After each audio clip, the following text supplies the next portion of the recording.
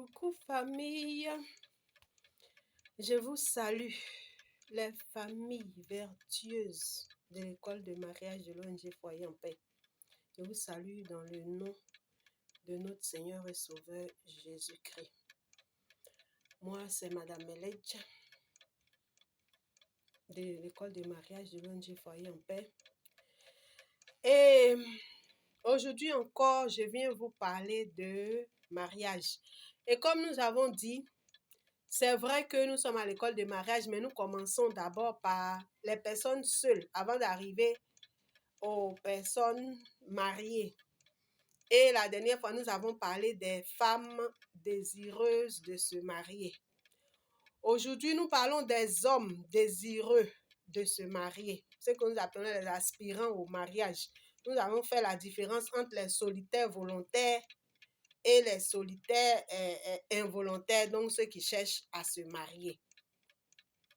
Et nous disons comme ça que ce que nous vous donnons ici, c'est juste des astuces pour multiplier vos chances. Sinon, il n'y a pas de recette particulière pour se marier. De toutes les façons, on a dit que le mariage est une vocation. Si vous êtes appelé à vous marier, c'est le Seigneur lui-même qui va disposer les choses en votre faveur. Mais il ne faudrait pas aussi que pendant que Dieu arrange, vous veniez gâter sans savoir. C'est pourquoi on vous donne ces quelques conseils, ces petites astuces-là. Eh bien, nous commençons par vous dire, pour vous les hommes qui désirez vous marier, de proscrire déjà votre liste de palmarès, si je peux ainsi le dire. Ou vous décidez que tant que vous n'avez pas atteint un certain nombre de femmes, tant que vous n'avez pas connu un certain nombre de femmes, vous n'allez pas arrêter d'avancer pour vous marier. Parce que justement, pour vous marier, il faut bien que vous arrêtiez.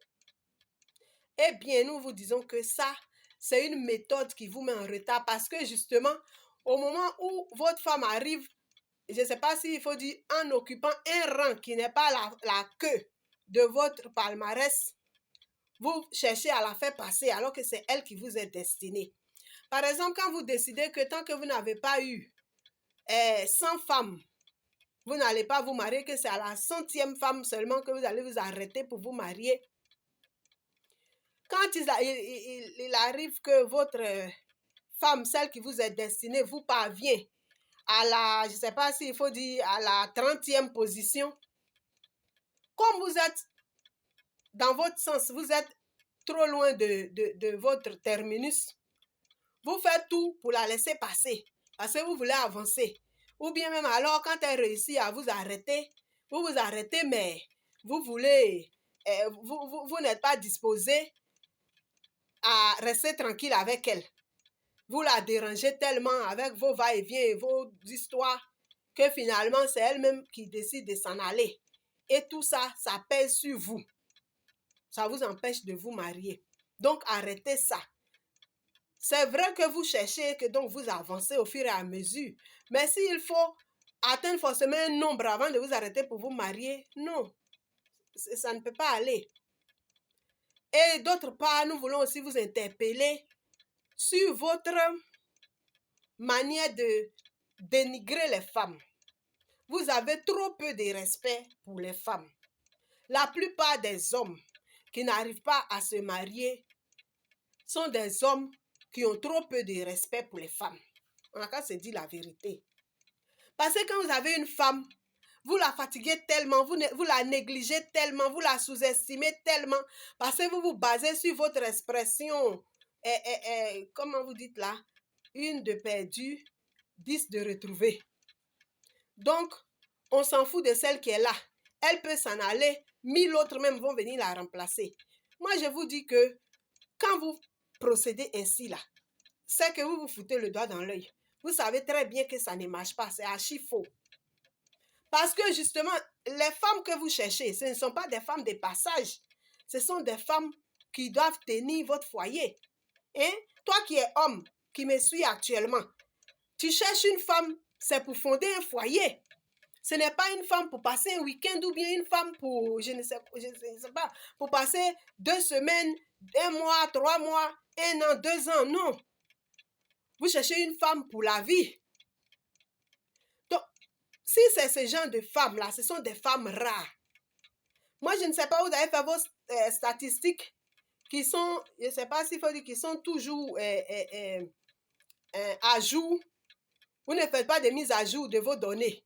Vous, chaque année, les femmes sont plus nombreuses que les garçons. Chaque année. Depuis au temps passé là-bas jusqu'à aujourd'hui, toujours, à tous les siècles, les femmes sont plus nombreuses que les hommes. Où on ne fait pratiquement plus la guerre, enfin bon, sous nos cieux ici, où les hommes sont encore vivants avec nous là. Vous trouvez que les femmes sont forcément plus nombreuses. Même si les femmes sont plus nombreuses que les garçons, il n'y a qu'une seule femme qui a été fabriquée à partir de toi, ta côte. C'est elle seule qui t'est destinée. Donc, c'est elle seule que tu dois rechercher. Et quand vous pensez qu'il y a excès de femmes, c'est ce qui fait que vous ne prenez pas au sérieux la femme que vous rencontrez et qui peut bien être la mère, la maîtresse de votre foyer. Vous pensez que les femmes courent les rues parce que vous les voyez en train de se déambuler partout, elles aussi, avec leurs manières là. Mais vous oubliez que, à ce titre-là, les hommes aussi sont pareils. Parce que comme j'ai l'habitude de vous le dire, enfin de le dire à l'école de mariage en paroisse, les femmes qui jettent les foulards, les prostituées, celles qui dressent les rideaux, elles aussi, elles trouvent client. Qui vous a dit qu'elles poirotent? Non. De la même manière, vous dites que les femmes sont versées là. C'est comme ça pour elles aussi, les hommes sont versés. Toutes les femmes qui cherchent un homme pour s'amuser là, elles en trouvent. Donc, c'est du même au pareil. Ne pensez pas que vous êtes plus privilégiés que les femmes. En tout cas, ce n'est pas dans ce sens-là. Peut-être votre seul privilège, c'est comme vous ne tombez pas enceinte et que c'est la femme qui tombe enceinte. En temps, il y a d'autres aussi parmi vous à qui on a collé des grossesses, à qui on a abandonné des bébés. Parce que quand vous tombez sur les femmes folles, là, ça vous rattrape aussi. Mais si vous voulez fonder un foyer réellement, arrêtez de penser que les femmes courent les rues. Beaucoup de femmes, bien sûr, courent les rues, comme beaucoup d'hommes aussi courent les rues. Mais les femmes vertueuses, les bonnes femmes, les femmes de valeur, les femmes de qualité, les femmes dignes, les femmes capables de tenir un foyer là, ça ne court pas les rues. Ça là seulement, détrompez-vous. Vous pouvez trouver des femmes qui vont défiler dans votre foyer. Mais celle qui va rester pour tenir le foyer durablement là, ça ne court pas les rues. En tout cas, arrêtez de rêver. Si vous ne sortez pas de cette logique déplacée là, vous n'allez pas vous marier. Parce que les bonnes femmes sont rares. Et sachez que tout ce qui est rare est cher. Donc, si vous pensez que pour vous là, vous allez trouver une bonne femme à la légère, détrompez-vous. Il est encore temps. Détrompez-vous. Sachez que la bonne femme que vous cherchez là, c'est une perle rare. Quand vous allez la trouver là, il faut que vous preniez conscience que c'est elle que vous avez trouvée. Et comme le dit la Bible, que vous soyez prêts à tout lâcher, à tout abandonner pour acquérir cette femme-là. Si on peut ainsi s'exprimer. Pour obtenir, pour avoir cette femme-là. Si vous la bafouez comme vous avez l'habitude de bafouer les femmes, si vous la dénigrez, si vous la négligez, comme vous avez l'habitude de faire avec toutes les femmes de vos vies là, c'est comme ça que la femme qui vous est destinée va aussi venir passer sous vos yeux, sans que vous ne puissiez l'arrêter, la garder. Il n'y a pas de recette magique pour ça. À vous de comprendre que une femme, ça se respecte. Si vous n'apprenez pas à respecter les femmes, vers la fin, à force de leur imposer n'importe quoi, à force de leur imposer des choses, des situations déplacées à endurer, elles vont finir par partir. Et des fois, même quand elles-mêmes ne vont pas, c'est vous qui les chassez. Parce que vous pensez que dès qu'elles vont partir, j'ai le cas de mon propre grand frère. Comme c'est mon propre grand frère, je vais dire, parce que personne ne va me condamner pour ça, c'est mon grand frère. Ou du moins c'était, parce qu'il est décédé maintenant, paix à son âme. Mon grand frère François, que j'aime énormément et que j'ai toujours considéré comme mon papa. Mais, vous voyez comment il a terminé sa vie. Il a terminé sa vie en célibataire. Il avait une bonne femme. Une femme que j'aimais, que je continue d'aimer jusqu'à aujourd'hui, Tanti Émilie. Je te salue, je te respecte. Si tu vois cette vidéo, en tout cas, sache que c'est sincèrement que je le dis, je t'aime. Mais cette femme-là était dans le foyer. Qu'est-ce que mon grand frère n'a pas montré à sa femme? S'il était ici, là, il n'y a pas plus grand, ou du moins en son temps, il n'y avait pas plus grand coureur de jupons que lui. En tout cas, pour être beau, il était beau. Tous ceux qui l'ont connu seront d'accord avec moi que mon grand frère François, c'était un très bel homme. C'était un très bel homme, bien bâti, bien, en tout cas, un beau visage, un joli nez bien droit, ses dents bien blanches, un teint noir. Non, François, il était beau. Donc, je ne sais pas s'il faut dire sa beauté lui montait à la tête. Et donc, la dame qu'il avait à la maison aussi était belle, tanti, ou bien est belle parce qu'elle vit encore. Tanti Émilie, c'est une belle femme. Et une gentille femme, une douce femme. Elle n'est pas dans les palabres. Elle n'est pas dans le bruit. Mais le monsieur l'a fait jusqu'à... Tanti Émilie est partie. Et ce n'est pas elle qui est partie, c'est lui qui l'a jeté dehors. Parce que malgré toutes les conneries qu'il faisait, même il envoyait les femmes à la maison, elle, ça ne lui plaisait pas, mais elle était quand même là, à cause de ses enfants. Mais il a fini par la chasser. Et qu'est-ce qui s'est passé? Toutes les femmes qui lui rôdaient autour, là, on ne sait pas dans quel trou elles sont rentrées. Finalement, François est mort célibataire. François est mort célibataire. Au moment où il mourait, là, il n'y avait même pas de femmes, même si il n'y avait pas mariage légal, au moins une femme, je ne sais pas, plus ou moins titulaire, qui va au moins venir veiller son corps, bien, je ne sais pas quoi, faire son veuvage.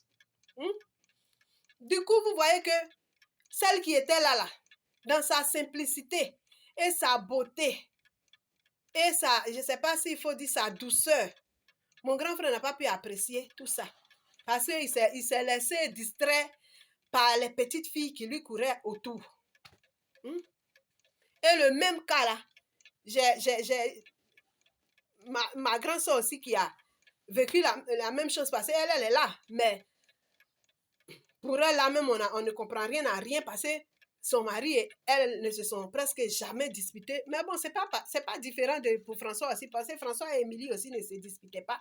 Maintenant, Jacques et ma grande soeur aussi ne se disputaient pas. On ne les a jamais vus se disputer, pourtant, ils se sont séparés.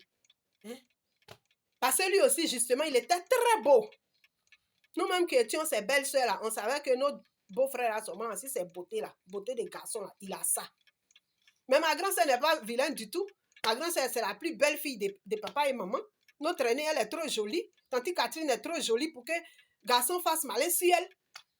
Mais c'est dans ça, là, qu'ils sont restés jusqu'à la bonne dame est partie. Et quand elle est partie, là, toutes les femmes qui emmerdaient les gens, qui le poussaient à faire sa java, là, on ne les a plus vues. Jusqu'au moment où il mourait, ma grand s'était partie depuis, je ne sais pas s'il faut dire plus d'une dizaine d'années avant qu'il ne décède. On n'a pas trouvé femme pour faire son veuvage. Quand Dieu vous donne une femme à qui il a donné toutes les capacités de vous supporter, vous exacerbez tellement, vous exagérez tellement que la femme finit par s'en aller. Et maintenant, votre conteneur de femmes là, on ne voit pas ça. Parce que vous pensez que c'est toutes les femmes qui tiennent foyer. Quand on dit foyer là, il y a feu dedans. Quand on reviendra par la suite, on sera au niveau de différents types de foyers là. On va expliquer ça, vous allez comprendre que quand on dit foyer là, il y a feu dedans.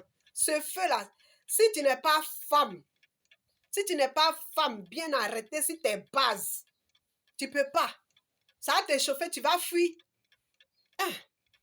Nous autres là, on n'a pas la force nécessaire, mais on a Jésus, qui est notre rocher, sur lequel on s'arrête, on prend appui, et puis on avance. Mais c'est ça aussi que vous ne voulez pas comprendre là. Vous allez faire jusqu'à... On est obligé de prendre Dieu à témoin pour dire, Seigneur, tu vois, non? Moi, je vais bien rester, mais lui, il ne veut pas. Donc, je vais partir. Arrêtez ça. Ça ne vous avance à rien. Il n'y a pas de femmes prêtes à marier. Si on peut ainsi dire, comme on parle des habits prêts à porter, là, il n'y a pas de femmes prêtes à marier. Calmez-vous et puis mariez-vous. Quelqu'un vient à vous, vous avez trouvé une femme, étudiez-vous, c'est pas étude, vous faites, et puis ça finit pas, on chante sur vous là. C'est quel genre de diplôme tu veux avoir? C'est pas ça. On ne cherche pas le genre de diplôme que vous voulez avoir. C'est apprendre à vous connaître seulement et puis mariez-vous. Le mariage se passe entre un pécheur et une pécheresse. Vous ne pouvez pas trouver des femmes parfaites. Si c'est la perfection que vous cherchez là, ce n'est pas de maintenant. Parce que même la Vierge Marie, qui est notre mère par excellence là, la femme par excellence là, elle a eu problème dans son foyer. Avec Saint Joseph, il lui a reproché le fait d'être tombé enceinte sans qu'on sache qu'il a enceinté. Donc vous aurez forcément quelque chose à reprocher à votre femme. Seulement soyez indulgents. Mettez assez dans vos fesses, soyez moins intransigeants. Parce que vous aussi vous êtes pécheurs. Vous aussi là, vous faites des choses qui ne plaisent pas à la femme et puis elle accepte de supporter. Donc vous aussi faites un effort pour supporter aussi ses défauts. Enlevez la loupe sur les défauts, placez plutôt la loupe sur les qualités. Cherchez à grandir les qualités, à valoriser les qualités de votre femme. Plutôt que de chercher à voir point par point, de manière méticuleuse, tout ce qui est défaut en elle. C'est ce qui fait que vous ne vous mariez pas. Vous êtes trop compliqué en matière de choix des femmes. Arrêtez tout ça. Hein? Et nous allons nous arrêter là pour que la vidéo ne soit pas trop longue. Moi, je suis Madame Meledj, pour ceux qui ne me connaissent pas, Madame Meledj Florentine de l'ONG Foyer en Paix. Je remercie déjà tous ceux qui se sont abonnés à l'école de mariage de l'ONG Foyer en Paix. C'est notre chaîne. L'ONG Foyer en Paix est une ONG qui s'occupe de l'harmonie au sein de la cellule familiale et elle s'occupe aussi de l'encadrement des enfants victimes de séparation, enfants et adolescents, bien sûr. Donc, abonnez-vous encore pour ceux qui viennent de découvrir la chaîne pour que tous nos enregistrements vous viennent, tous nos vidéos vous soient proposés déjà. Et puis, aimez et partagez. À côté de ça, envoyez-nous vos commentaires pour critiquer ou pour faire des suggestions aussi. Si vous avez des thèmes sur lesquels vous voulez des thèmes que vous préférez qu'on débatte déjà, on peut le faire. Donc, sachez qu'ici, il n'y a pas de sujet tabou. Faites toutes vos propositions, on va prendre ça en compte. Moi, je prie que Dieu vous aide à trouver, vous les hommes, la femme qu'il vous faut. Parce que la parole de Dieu dit que qui a trouvé une femme a trouvé le bonheur. Permettez que le bonheur que le Seigneur a prévu pour vous vous atteigne. Et que le Seigneur se réjouisse de son trône. Que ses enfants sont heureux. C'est ça qu'il attend de vous. Évitez de vous mettre les bâtons dans les roues avec tout ce que vous faites qui chagrine Dieu. Évitez de faire les vilaines choses et donnez-vous des chances d'avoir la femme qu'il vous faut pour que vous soyez heureux et que cela glorifie le nom de Dieu. Amen.